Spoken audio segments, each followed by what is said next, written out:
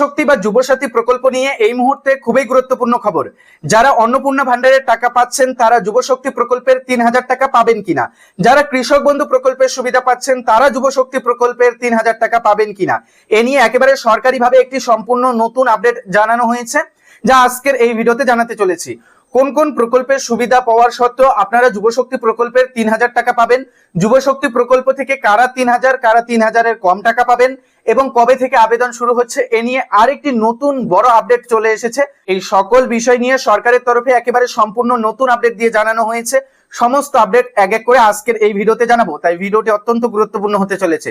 ভিডিওটি সম্পূর্ণ দেখবেন। আর প্রথমেই জানিয়ে রাখছি, যুব শক্তি বা ভরসা প্রকল্প পশ্চিমবঙ্গের বেকার যুবক যুবতীদের জন্য পশ্চিমবঙ্গ সরকার চালু করতে চলেছে, যা অক্টোবর থেকে শুরু হবে।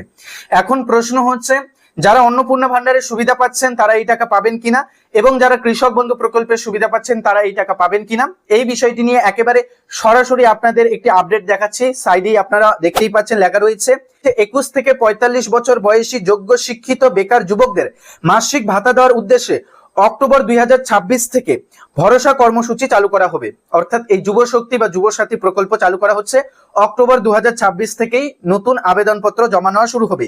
এই স্কিমে গ্রাজুয়েট বেকারদের জন্য মাসে 3000 টাকা, অন্যদের মাসে 2000 টাকা। অর্থাৎ যারা বিএ পাস করবেন, স্নাতক উত্তীর্ণ, তারা পাবেন 3000 টাকা প্রতি মাসে এবং যারা মাধ্যমিক উচ্চ মাধ্যমিক পাস করবেন তাদের প্রতি মাসে 2000 টাকা করে দেওয়া হবে। স্পষ্ট করে বলা রয়েছে, এই কর্মসূচি যে সকল পরিবারের আয় বছরে 1 লক্ষ টাকার কম এবং যারা অন্য কোনো সামাজিক সুরক্ষা প্রকল্পের সুবিধা পাচ্ছেন না সেই পরিবারের প্রার্থীদের জন্যই প্রযোজ্য। তো এখান থেকে আপনারা স্পষ্ট বুঝতেই পারছেন, অন্য কোনো যদি সামাজিক প্রকল্পের সুবিধা মিলে থাকে তাহলে এই যুবশক্তি প্রকল্পের সুবিধা মিলবে না। তাই আপনাদেরকে স্পষ্ট করে বলতে পারি, যারা অন্নপূর্ণা যোজনার সুবিধা পাবেন তারা কিন্তু এই যুবশক্তি প্রকল্পের জন্য প্রযোজ্য নন। অর্থাৎ যে কোনো একটি সামাজিক প্রকল্পের সুবিধা আপনাকে নিতে হবে, এমন নয় আপনি যুবসাথীরও টাকা পাবেন, অন্নপূর্ণা যোজনারও টাকা পাবেন। যদি আপনার বয়স হয়ে থাকে, আপনি যদি একজন যোগ্য প্রার্থী হয়ে থাকেন, তাহলে আপনি মহিলা হয়ে থাকলে অন্নপূর্ণা যোজনায় অবশ্যই আবেদন করে অন্নপূর্ণা যোজনারই সুবিধা নেবেন।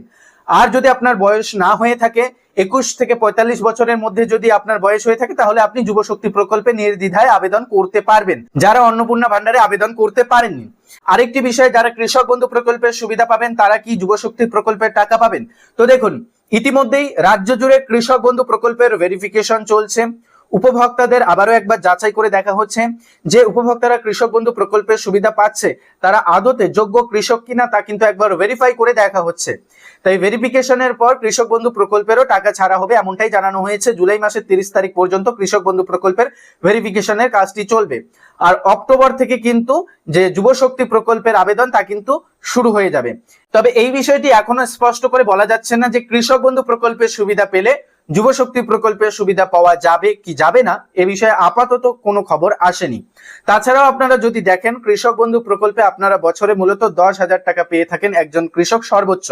আর যদি আপনারা যুবশক্তির হিসাব করে থাকেন তাহলে বাৎসরিক আপনারা কিন্তু 36,000 টাকা পাচ্ছেন যারা গ্রাজুয়েট কমপ্লিট করেছেন। আর যারা গ্রাজুয়েট কমপ্লিট করেননি তারা কিন্তু প্রতি মাসে 2000 টাকা করে পাবেন। তাহলে 12 মাসে আপনারা কিন্তু 24,000 টাকা পাবেন, অর্থাৎ যারা মাধ্যমিক এবং উচ্চ মাধ্যমিক পাস রয়েছেন। তবে আজকের এই ভিডিওতে আপনাদের এইটুক নিয়ে আপডেট জানানোর ছিল যে যুবশক্তি প্রকল্পের টাকা অ্যাকচুয়াল কারা পাবেন কারা পাবেন না। আপনাদের জানিয়ে রাখছে, কোন সামাজিক প্রকল্পের সুবিধা পেয়ে থাকলে যুবশক্তি প্রকল্পের সুবিধা মিলবে না। অর্থাৎ সরকারের তরফে জানানো হয়েছে, এক ব্যক্তি যাতে একাধিক সামাজিক সুরক্ষা প্রকল্পের সুবিধা না পায়, যাতে যোগ্য প্রাপ্য উপভোক্তারাই যাতে সুবিধা পায়, সেই বিষয়গুলো কিন্তু বিশেষভাবে নজর দেওয়া হবে। আশা করি আপনাদের কাছে পুরো বিষয়টি পরিষ্কার হয়ে গিয়েছে। এরপরেও যদি কোনো কিছু জানার থাকে আপনারা কমেন্ট করতে পারেন, সঙ্গে সঙ্গে সেই কমেন্টের উত্তর পেয়ে যাবেন। ভিডিও ভালো লাগলে ভিডিওটিতে লাইক করে দেবেন। দেখা হচ্ছে খুব শীঘ্রই আরো কোনো একটি নতুন ভিডিওর সঙ্গে। ততক্ষণের জন্য ভালো থাকবেন, সুস্থ থাকবেন।